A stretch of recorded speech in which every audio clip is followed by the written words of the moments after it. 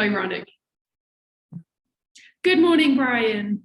Good morning, Hayley Evans. How are you? I am well, thank you. It's been a while since we chatted. We've both been pulled in 100 different directions, I imagine.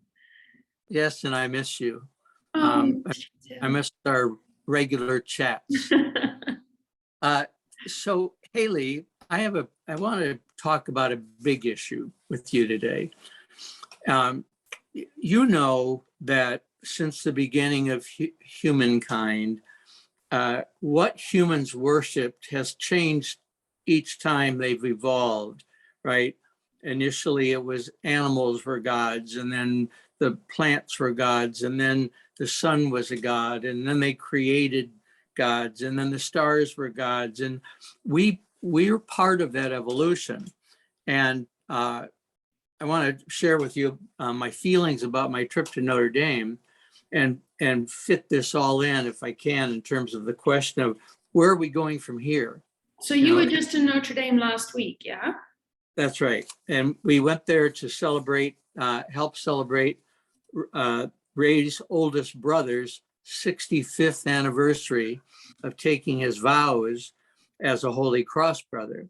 And there were other people celebrating anniversaries too, 50th and 25th, but Rod's was the big one, I think. Yeah, 65, wow.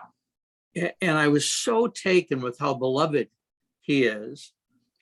He's a very sort of simple guy, really humble.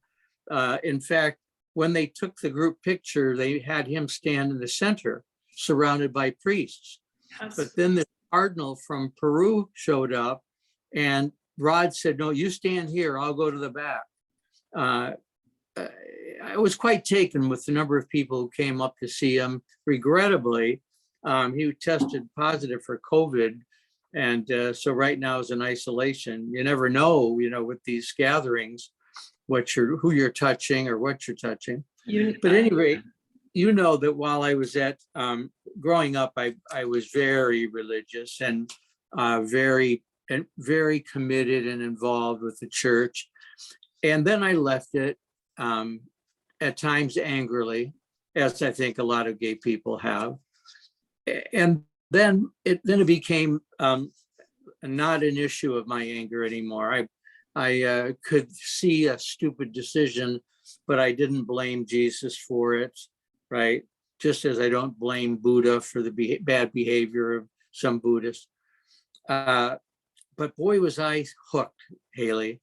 The Basilica, which is the highest you can have a church designated at Notre Dame, is extraordinarily beautiful, reminding me of Saint-Chapelle, the chapel behind Notre Dame in Paris, where the king would go up and be surrounded by stained glass and hand-painted walls. This was what it was like. It was mesmerizing. Mm-hmm. And so I started wondering, did you make the right decision? Should you have been ordained? Should you be up on that altar celebrating, 50 years of priesthood? Look at the camaraderie you see among these people. Then I started comparing it to where, I worship today. I mean, the Center for Spiritual Living has a lot of good people, but there's nothing sacred about the site. It's basically like an auditorium with pews, and there's nothing that you look at and it transports you elsewhere. Mm.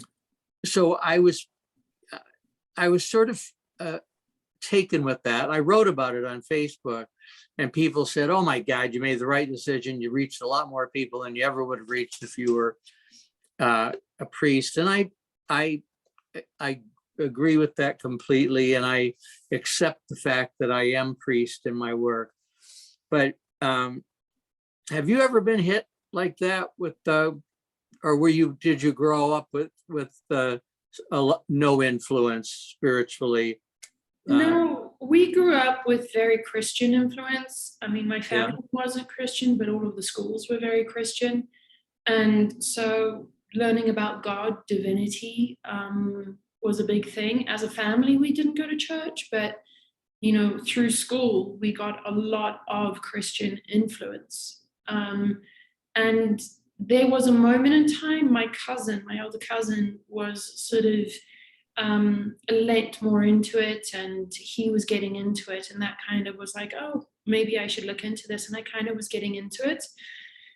But no, I've never been that taken by it. Whether it be Christianity, Islam, Judaism, Buddhism, I've never been that taken by it where I felt the need that that's my life. One day, Hayley, it was kind of drizzly. I had on black shoes, my tennis shoes, black pants, and a black cardigan sweater. And there were people who mistook me, for a religious, either a priest or a brother that was walking around. And I tried to get in touch with the feelings that brought up, and there was a sense of elevation almost, that there was a recognition sort of a recognition that you don't get just walking down the street, right, in your gay clothes. Do you think that people of religion do it for the recognition, or do you think they do it for what it means to them personally? Or do you think the overwhelming majority do it for service, what it means to them personally? I think, in fact, there's a good story, Hayley. Do you know who Saul Alinsky is? He wrote Rules for Radicals. No. He was, this is two fun stories. There was an opera house or a symphony hall that wouldn't let Black people in. And so Alinsky, according to what I read, bought all kinds of tickets, right? And he fed everybody the night before baked beans. Oh my God. Yes. And gave tickets to all these people, and they all went in and farted for the whole time. And the rule changed. So there's a story I read in his book, Rules for Radicals, that a group of seminarians came to him and said to him, how do we guarantee that we stay authentic and not get lost, as you were describing? He said, you decide today whether you want to be a priest or a bishop. Because if you're going to climb, you generally have to play the game. Right? Who do you know? That game exists in every organization. Everywhere. And that's not to say that every bishop is a sellout. It's just to say that it's more tempting, as you're climbing. Yeah. So here's one question that I had in reading another book today about the evolution of spirituality and belief. I believe, and I was talking to August Gold, who was here a couple nights ago, who was kind of my spiritual mentor when you're not around. And we talked about the fact that we're part of an evolutionary cycle. I really believe at this moment there's a renaissance going on spiritually, right? But you can't see it because it's not in an organized way. Everyone is doing it on their own. The percentage of people who identify as unchurched in surveys grows and grows and grows and grows. And sometimes people think, well, then they're all atheists, but they aren't. There are people who have embraced a different way of thinking that doesn't really there's no box to check off for it. And I think around the world, we're part of a renaissance. And a lot of that thought is about the God within me and the God within you, and how we have an intersectionality with everybody, right? But I think that we're just part of the evolutionary. The people generations beyond us are going to have evolved to a different level than we are, right? It's called evolution, I think. I agree with you. I believe that this is evolution. Yeah. And I do think that the vast majority of the world is peaceful, is prioritizing happiness, quality of life, and caring for one another. It just depends where you're looking for it. If you're going to look for it in media, you're not going to find it, and you're going to end up being hopeless. Right. But I think that if you're open to looking for the avenues where it exists, you'll absolutely find it. It's not that hard to find.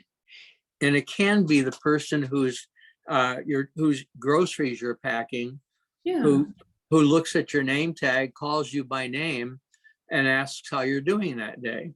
You know, if we're present to that moment, wow. And I don't think it necessarily has to be a human. Sometimes it's a meal, sometimes it's a dog, sometimes it's, looking up and seeing a silver lining of a cloud.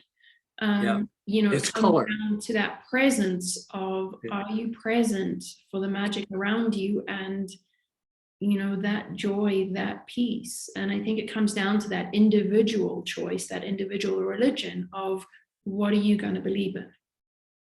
Thich Nhat Hanh talked about the bell of awareness. He said, if you get stopped at a traffic light, see it as a bell. It's an opportunity. Mm-hmm. Color is what stops me.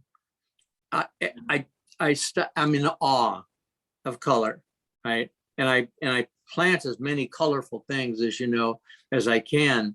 But I'll come out of the door to the garage, and the garage door will be open, and I'll see this extraordinary color, and I have to stop. I can't keep going. I have to stop and take it in, and it just transports me to a different dimension for a second or two. Yeah, I think but I think ultimately at the start of that, there was a decision on your side on what your religion was going to be and what you were going to believe in. And I think, we could always ask the question, had you gone down the path of being in the church, would you be as aware and present with color as you are now? I don't think so. I don't think so. Obviously, if I hadn't come out, I'd be, an alcoholic who, wasn't in the moment at all, right? Because I would be so lonely. So I am. The last night, Hayley, I was at dinner with a Holy Cross priest and a Holy Cross brother and Ray, and I told them about my feelings, and they both said, "Brian, you made the right choice." And I know that I have. I know that everything in my life has been great, but I was shocked, Hayley, at how hooked I got from the beauty of the church. Not the church meaning the whole church, the basilica. It knocked me on my ass because it was so beautiful, the colors and the images, and it was all French, the stained glass windows. And I thought, I want to stay in here. I want to, I think we very often, and I think, whether it's unfortunate or not, I think very often when art and architecture is associated with a religion, we feel we must discount it some way. Yeah. And I think that regardless of the religion, these churches were built with such a mindset of empowerment and belief in greater goodness and purity, that it's in every single grain of glass. It's in every grain of cement and brick that has built that. Yeah. And I think, I love going to churches, regardless of the religion, because the amount of attention and care that went into creating that is art. Mm-hmm. And you can feel it.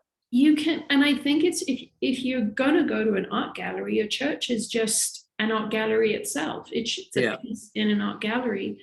And then I think you bring in the fact of how energetically charged it is by people going in there at least once a week and really putting their heart and soul into belief of a greater goodness. Uh-huh. So regardless of the religion, these buildings, these containers are incredibly energetic and incredibly beautiful. And, I wish they would be preserved rather than being sort of these targets for any kind of disgruntledness. Yeah, anger. Whenever there's a war, whenever there's somebody upset, they immediately target these beautiful places, and it's just like, you don't understand what you're breaking down there. They don't know what they're doing. It's a beautiful, like, and these churches, you know, are beautiful. Mosques are beautiful. Synagogues are beautiful. The artwork in them is astounding and extraordinary. It's a trip. Yeah. And they're all over the world. Mm-hmm.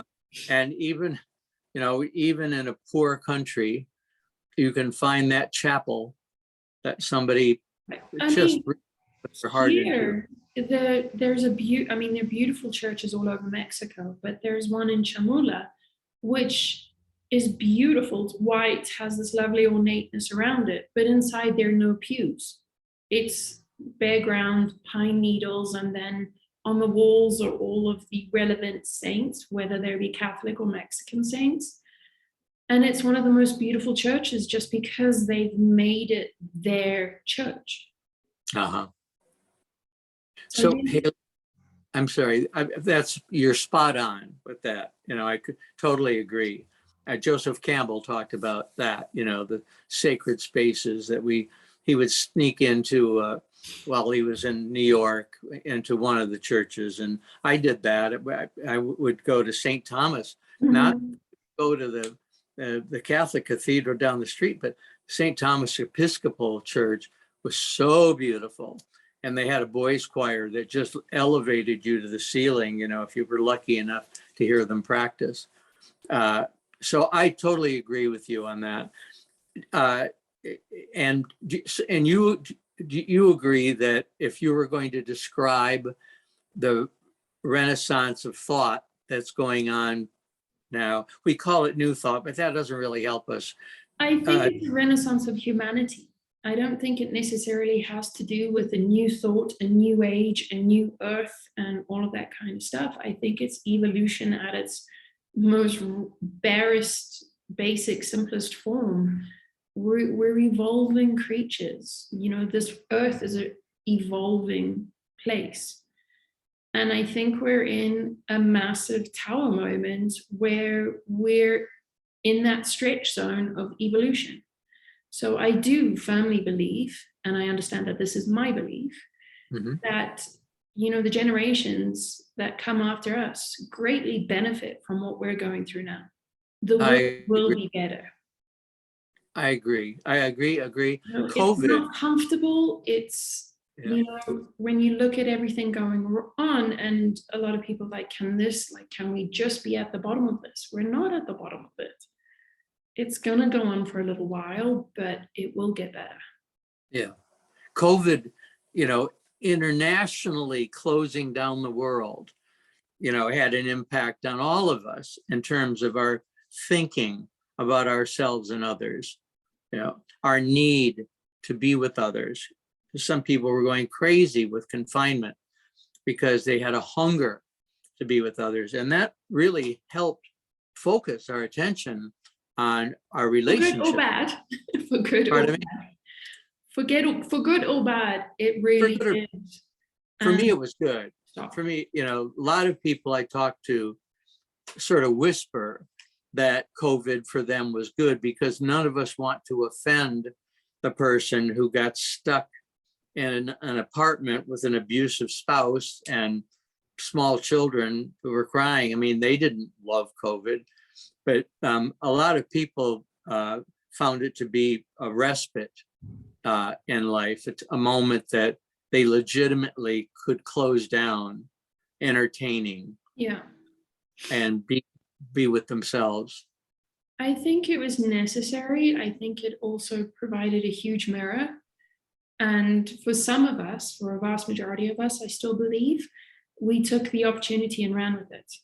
And we're seeing some of those changes now. And then for others, it really, you know, that mirror really offered something where they're like, this isn't me, I refuse to look at this. And we're seeing that now too. Yeah. You know, I think COVID may have been sort of the big sort of ignition of the evolution. I think it was starting before. I think we're right in the middle of it now. And I think there's still going to be more coming where we're all going to be forced again and again and again to look in the mirror and really ask that question, are you authentically you? That's great. That is so good. You know that I'm reading these books by Liz. Oh, shoot. Anyway, she talks about who is the real you? Mm-hmm. You know, beyond your story. And we both have stories, right? Where we came from, what we've accomplished, you know, whatever. But beyond that, who are you? You know, when you look in the mirror, and have you looked in the mirror, or have you sat alone and just asked the question, who are you, Brian? And I think, you know, even the people that went with COVID chose to really use that time alone to really ask that question, who am I? Am I happy? Why am I here?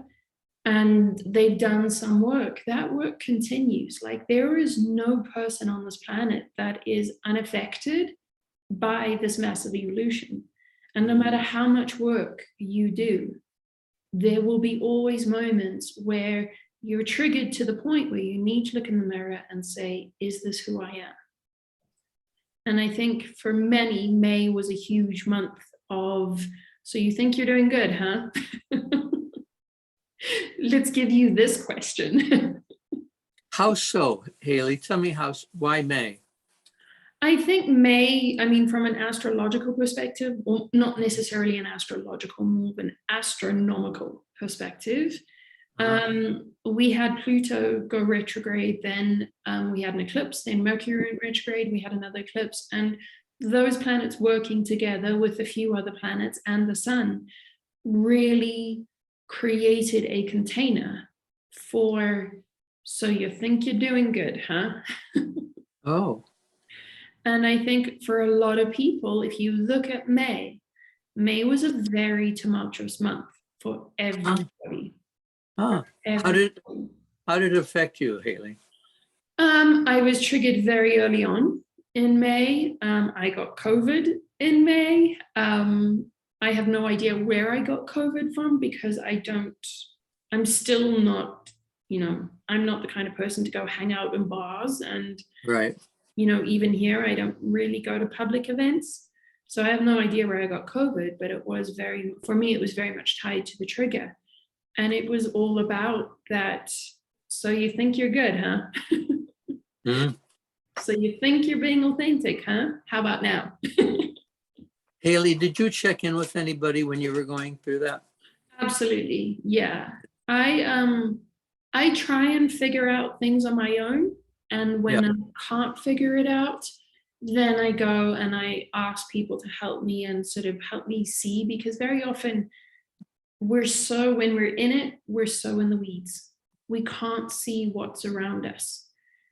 So we perpetuate the trauma. So having somebody to be able to kind of pull you out of the weeds and sort of give you that higher perspective and say, come join me on the higher perspective, is really helpful. So when I realize that, okay, I think I'm way too deep in this, then it's helpful. Then I will go to a few people where I'm like, I need a hand here, pull me out of the weeds. And then it's back to on me to really answer the question of who am I and why am I here? And are we ready to get going?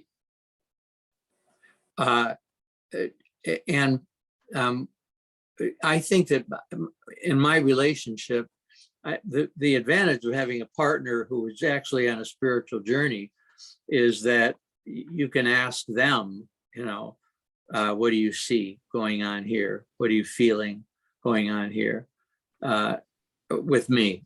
Mm-hmm. You know, I think it helps. It really helps to have somebody mirror for you what they see. Absolutely, yeah. And I think it's, you know, whether it's a partner or if it's anybody that you trust enough to give you that unbiased view and know that when they're going to speak kindly and be like, okay, you're not really looking at this with the lenses of truth here, you're fully in the trauma. So I think it's anybody that you trust that will give you the kind truth.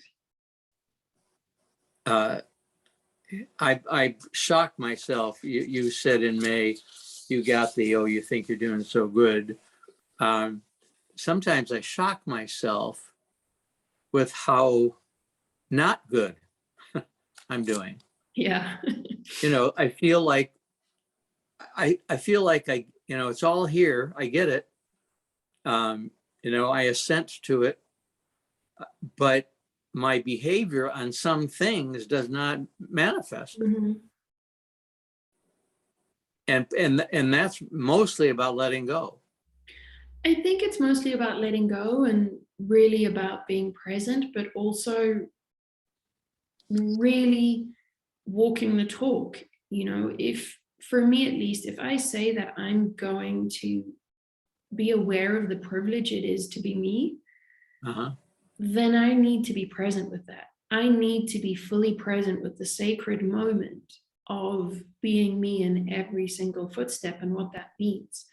And it's very much a spider web. I'm the spider in the middle of the web. Mm-hmm. And depending on how I move, it impacts the web and everything that's connected to that web. Mm-hmm. So my decision to prioritize myself and my life and be the best possible expression of a soul in a human body means that I need to remember that every single day, and hopefully more than once a day. Yeah. And it takes a lot of stubbornness and confidence to be able to do that.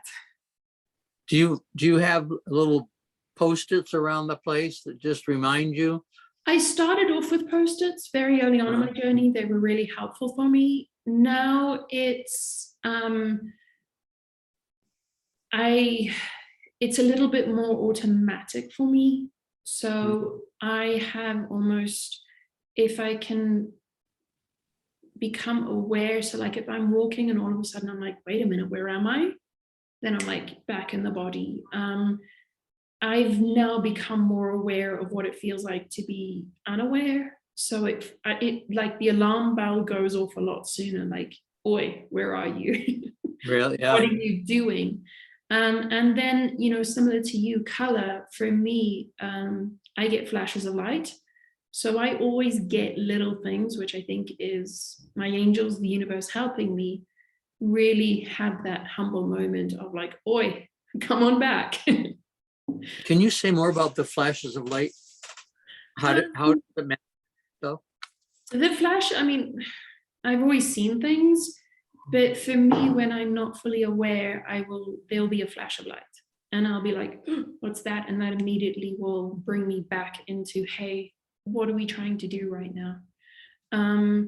Sometimes, most of the time it's a flash of light, but sometimes it's like slipping on the street and having a moment like, oh my God, I could have really fallen there. No, you just slipped because you needed to. Or it could have been like stepping in a puddle, or, realizing that, you walked an entire block without even realizing that you walked a block. Yeah. So it's those sort of things that you really let the environment help you without being afraid of it. It's a practice, isn't it? I mean, every time you go for a walk, it's a practice to remind yourself that you're in the walk. Yeah, and it doesn't come. I mean, my God, I've been doing this, like focused 100% on doing this for at least 10 years now. And it started off with Postit Notes. It takes time, it takes practice, it takes being in life. And sometimes part of life means that you're pulled away from being present and you're so busy doing everything else that it takes a day or two to come back and be like, oh yeah, we're trying to do this. But it really takes practice, patience, persistence, and sort of that remembering, who am I and why am I here? What's important to me? Great segue, if I can, at the banquet that all of the priests and brothers were being honored at. There was a large table, maybe 10 of us, and I was talking to people on each side of me, explaining new thought, because one was a priest from Bangladesh, and the other was an older priest, and they weren't familiar with what is new thought. And so I was explaining that, as you think, there you go, there you are. And at the end of the meal, one of the brothers who was listening in came over. He said, tell people to pay attention to what you're paying attention to. Indeed. So that's great. That's for me. Is that that's like new thought, or is that just us coming down to the basics and to the basic life lessons that are in every religious text? I'm with you on that. I like little slogans that help me get it, right? Because they're clever and I can repeat them, and then I apply them to myself. Okay, so what are you obsessing on right now? Pay attention to that, right? Oh my God, I can't believe I'm spinning my wheels. Making a wonderful movie. In this crazy drama. Why do you keep doing it? Because it's not fair. Well, what does that have to do with anything? Right? What does that have to do with anything? This is an opportunity for you to learn a really important lesson. The universe is begging you to respond to it in the way that manifests its goodness. You think, oh boy, first, thank you for this experience, because it's big. It's huge. I may not have liked it, but now I love it. Once you get it, you think, oh.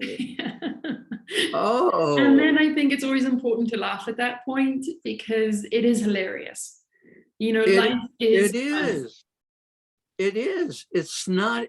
You you spend your morning reading spiritual texts, to help guide you, and then, you with your spouse Ray, we read from the Tao and we say this prayer of St. Francis, and so you're feeling like you're on the right track, right? You know what you're doing. The training wheels are off. And then a thought comes into your head that gets bigger and bigger and bigger. And oh my God, I can't believe they did that. I cannot believe they're not aware of this. How could they behave? Right? And wow, how'd you get there? And how much of that is true? Right. And how much are they aware of what you say they're aware? Right? What are they focusing on? Right? And that's their journey. Your journey right now. And I think, part of this human evolution is being very present with the fact that we are indeed humans. So we can't be these automated spiritual beings that are completely and utterly unattached to everything. That's why, in all of the texts, those beings that reach that level of non-attachment tend to end up as gods and ascended masters, etc. Part of the human experience is being attached to the emotions so that you can feel them, you can experience them, and then you have the free will to make a decision on what you're going to do with it. That's right. So I think, when we have those moments when we have the realization of like, holy moly, where did my mind go? And you're almost like fishing to bring it back in. I think in that moment, there is a necessity to be able to be aware of, okay, my mind ran off because of one person, and that person really triggered me and made me feel like this. It doesn't mean that you just pretend that none of that's there and you're just like, boop, and you're back up. You need to be able to feel that and be able to hopefully choose compassion first for self and then the other person, and then unattach, let go. It's I think if we could, there's this like weird stretch going on right now where it's either you're attached or you're unattached. You can't be in the middle. And I think that's part of being human, is that you're open to the happy feelings as well as the horrendous feelings. The outcome is the same. You still come back and say, how can I be the highest expression of my soul, even with this going on. Yes. Whether And it's happy or whether it's sad. your soul does not get diminished by this.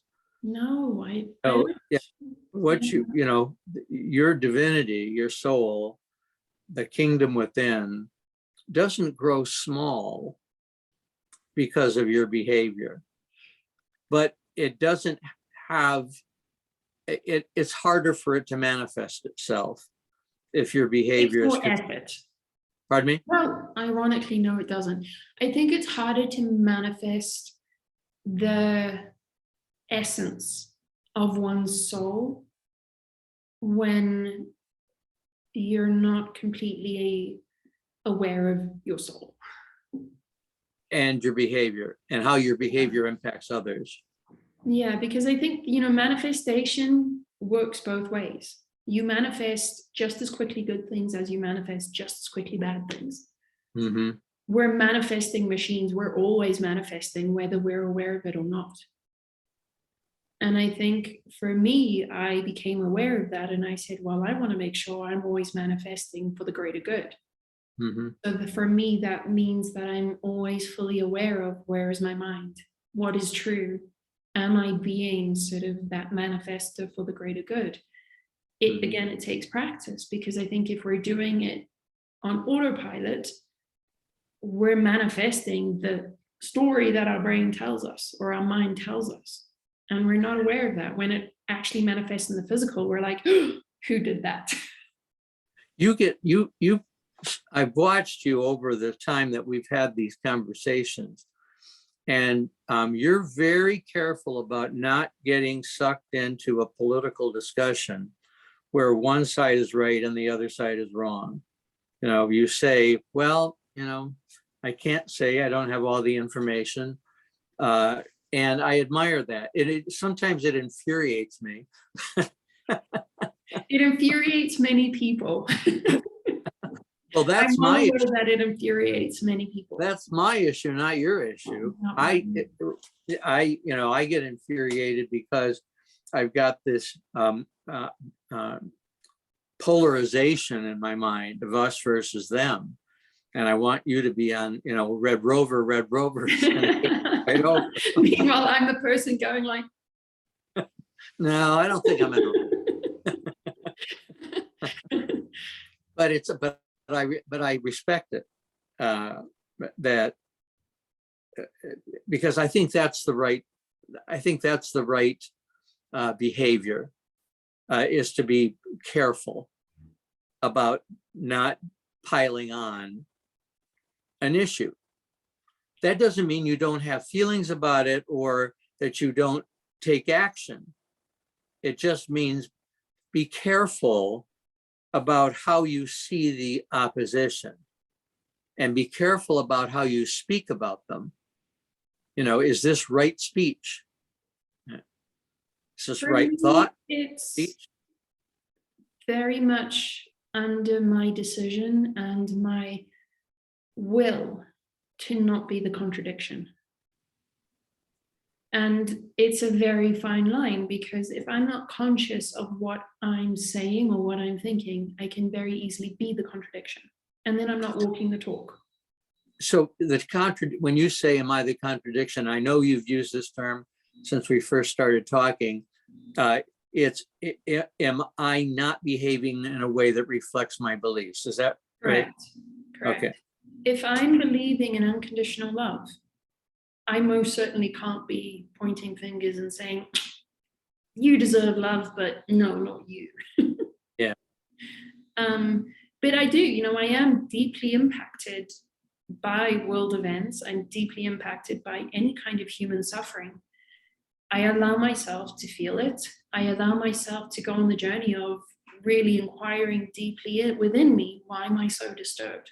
What part of this is disturbing me? Because ultimately that allows me to free a part of me.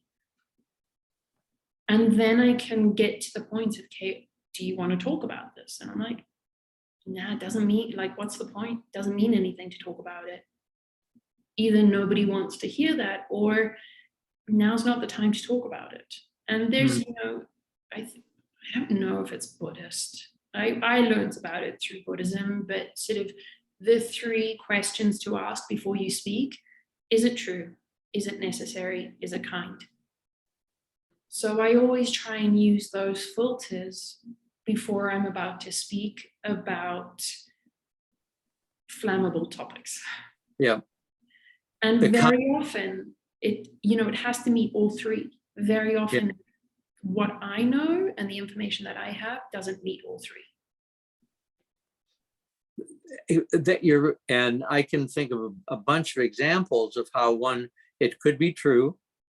It could be important, necessary that you say something, but if you're going to do it in a way that's kind, right? The unconditional love.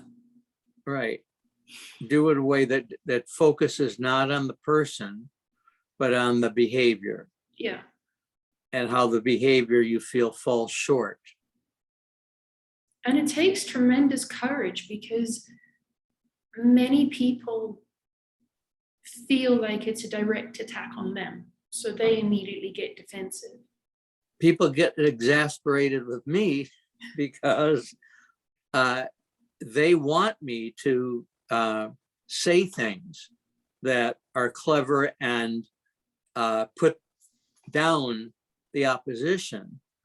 And there are moments where I'm there with my red meat to throw, but that's not the person I want to be. The person I want to be sits back and says, no, you know what? There's no reason. Your journey has not been about throwing gasoline on the fire, Brian. No. That's not who you are.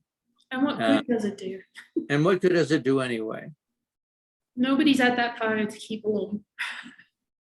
They're just there to watch somebody how much bigger it can get. Yeah. It's I think, and that's part of sort of that evolution, I think, is, in being present, you're more present with what your belief system is and what's informing that belief system, and ultimately coming down to what is true. And, there's always my truth and the recognition that my truth may not be your truth. But ultimately, I do believe, and this is why I believe the evolution of humanity and the planet Earth always is trending up towards goodness. The fundamental truths are the same regardless of the person, regardless of the circumstance, regardless of the event. The fundamental truths are the same. The perceptions differ.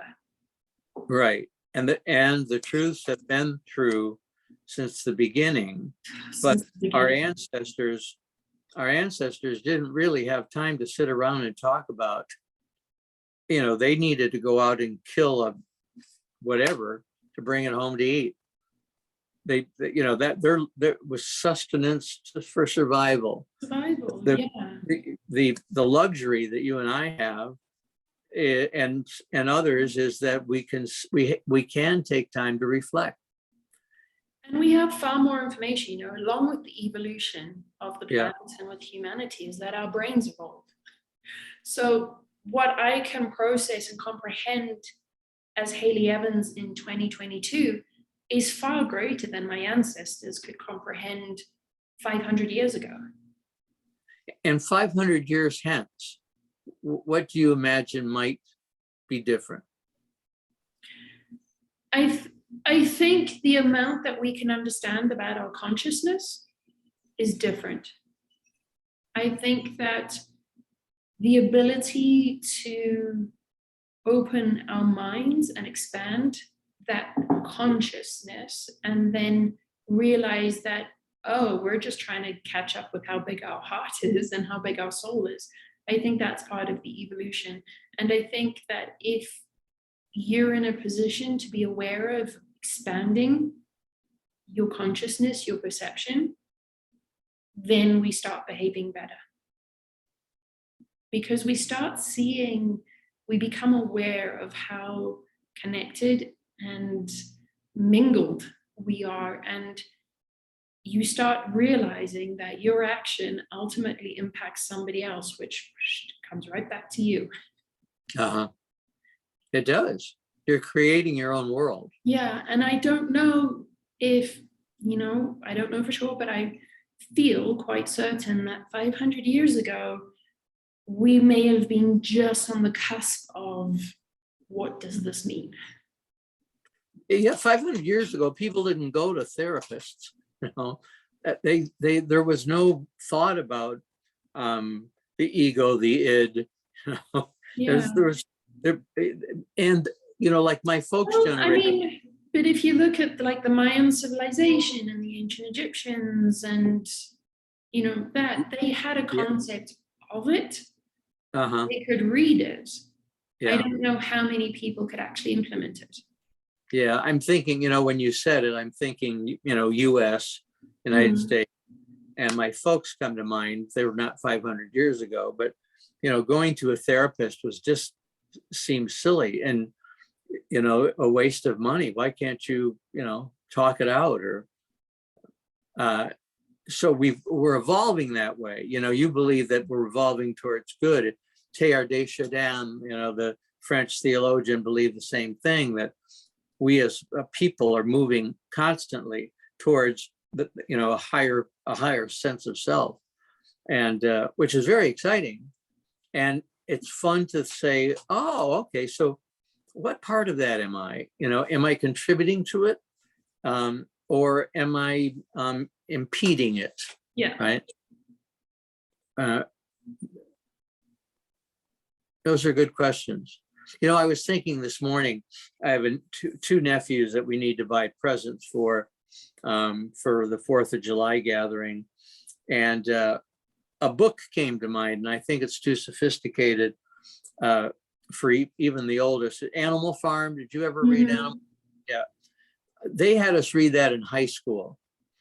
And I think it was in high school that I would have enough intelligence, sophistication, awareness to appreciate the book.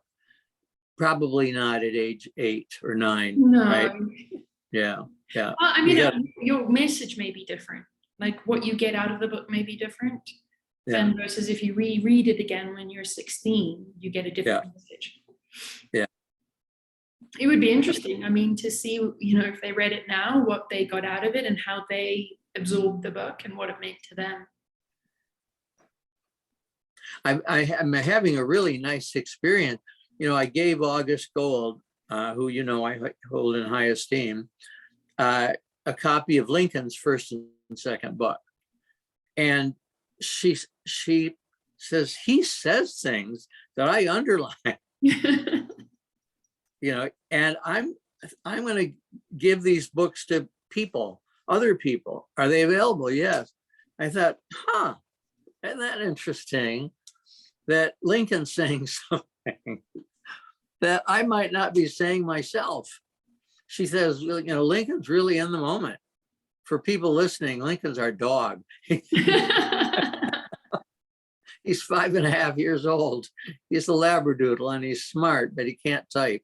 Of course, I don't type either. I use 2 fingers. I think, are you saying the same thing as Lincoln? Absolutely. It's just the frequency in which you're saying it is different. Yeah. Yeah. I think we all say, when you come down to those fundamental truths, we all say the same thing, just in a different frequency, because it resonates for people at different frequencies. And, for some people, Eckhart Tolle is easy to read. For me, I can't even get past the second page. What's the book? Eckhart Tolle, The Power of Now. Okay. Yeah. Hayley, try this, because August had me do it with the book she gave me, reading aloud. When I started reading it out loud, I would get it better, because I figured out which word in the sentence the emphasis was supposed to be on, right? Also, when we read out aloud, we ultimately will always listen to our voice before anything else. So that's why it's so important for us to say mantras out loud. That's why it's so important to do talk therapy, because it's our voice that we pay attention to before anyone else's. So reading out, and I do that with some of my favorite books. I'll read them silently the first time and I'll be like, wow, and then I'll read it out loud, because again, you're carrying a frequency, you're using your voice box, your throat chakra, and it sinks in completely differently. It's almost like now you're telling yourself the book. Yes. Yeah.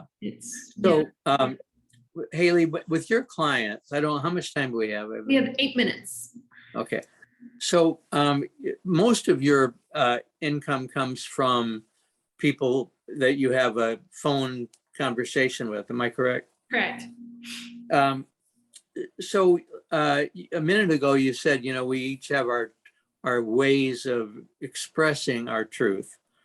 You have to be really willing to hear people express themselves in very different ways than you might. I love it. Yeah. It's one of my, and whether it's a client or anybody else, it's one of my favorite things about humans. It's every time I listen to somebody, and again, another thing that infuriates people is that I'll just be quiet.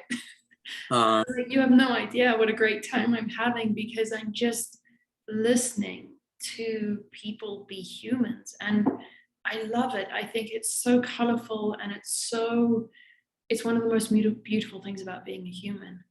We get to interact, and like, you get to be like, oh, so that's how you see it. It's exactly the same way that I see it, but you're using different words. Yes. Do you ever give them that feedback, or do you just? Absolutely. Because it's really important in the work that I do. The reason why I get paid is because resonance is the foundation of my work. And resonance requires me saying words and them speaking words that resonate with their heart, with their truth. So a lot of it is listening, a lot of it is patience, and being able to speak a language that resonates with their heart and allows their them heart. to come up. Yeah. Yeah. I'm well aware that my language is not always going to resonate with everybody else. I understand that my language is going to potentially irritate and want them to hurt me. I need to be aware of that, so I can be like, this is when I don't talk. This is when I'm like, I can see that we're definitely not on the same page. We're not even in the same book. I'm going to go. Oh, is that right? Yeah. That if you're talking to. Yeah, I think that's part of being present, part of being humble, is that you realize that there's no need to force feed communication. If it's not there, don't force it. Walk away. We have, using your free will and choosing a peaceful path means that you're aware of that. Don't force it. Move away. And so you just say to the client, this isn't working. I don't want to. It's usually with those kind of clients, I do 30-minute introductory calls, and if there is that break in communication, it happens in the 30 minutes, and I know immediately, like, we're not going to work together. And that person knows too, like, I won't hear from them again. But I do the same thing, in whether it's a client or a friend or anybody. It's just, I will not force a conversation. I will not stand there and say that we have to talk. And it's like a networking. I'm just like, I don't like, why do we have to talk? Hayley, because of our schedules, we don't get to talk again until July. Oh my goodness, really? I think so. I'll go back and check, but I think so. I need to check too, my goodness. Yeah. That's a long time. I believe it's June. I know. But what's funny for me is often I have no idea what month it is. Especially when you live in Fort Lauderdale or Fort Lauderdale area, the sun is always out. So, they're not watching leaves change color as you do up north. I very rarely know the day of the week. I very rarely know the date. I'm aware of the month changes. Yeah. It's almost like my little bookends. I'm like, that was a month. Yeah. Well, you pay close attention to the stars. And those are very sort of my and the full moons and the new moons. So it's very much aligned with that. But yeah, I'm very happy it's June. Yeah, Although I'm sitting here really saying like, oh my God, I can't believe it's already June. I'm very happy it's June. yeah, Yeah, okay. I think Well, it's going to be a good month. Very sweet month. I hope it's a great month for you. And I hope so for you too. I had a saying the other day that popped up on my feed that was something like, may June be as sweet as honey. I love that. So that's my little wish every day. May it be as sweet as honey today. Well, and you bring honey to a lot of people's lives. Thank you very much, as do you. And Yeah. we have fun with it. We get to laugh a lot. Well, I love that. I mean, that last session we did with Michael, Rita, we laughed and laughed and laughed. He said, I played, I couldn't believe how much we were laughing. I said, you were one of the most fun people that we talked to. It was great. I think, being in truth too, it is difficult being human, especially now. Yeah. It doesn't mean we can't laugh. It doesn't mean we can't be truthful about the comedy of it all. Yeah. Yeah. And we have to the irony is hilarious often. Helping people also find a space in which they can laugh is part of it too, I think. And I think, being perhaps somebody that's a little bit more committed and like kind of has a bit of awareness of the path, for people to see that you can laugh really lightens the load for them, and they're like, okay, it's not that bad. Yeah. So may we move forward lightly, sweetly, and sweet. Yes. And with consciousness. Good consciousness. And gratitude. Always. Thank you, Brian. Love you, Hayley. We'll speak soon. Good. Bye.